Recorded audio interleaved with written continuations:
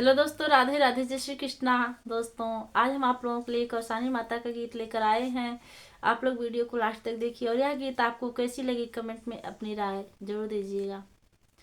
बियाहली बाटियों की कुंवारी है अवसानी मैया, बियाहली बाटियों की कुंवारी है अवसानी मैया। सीता के रूप धैलो, राम के मोह लहलो। सीता के रूप धैलो, राम के मोह लहलो।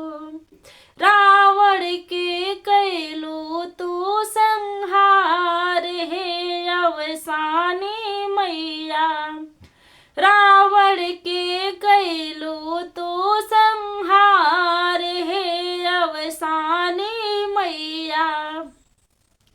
बियाहली बाटियों की कुंवारी है अवसानी मैया। राधा के रूप धैलो, कृष्ण के मोह लहलो। राधा के रूप धैलो, कृष्ण के मोह लहलो। कंस के कैलो तो संहार है अवसानी मैया, कंस के कैलो तो संहार है अवसानी मैया।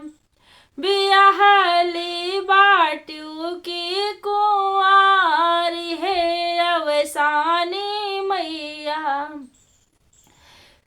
दुर्गा के रूप धैलो, शुंभ निशुंभ के मोह लहलो। दुर्गा के रूप धैलो, शुंभ निशुंभ के मोह लहलो। दोनों के कैलो तो संहार है अवसानी मैया।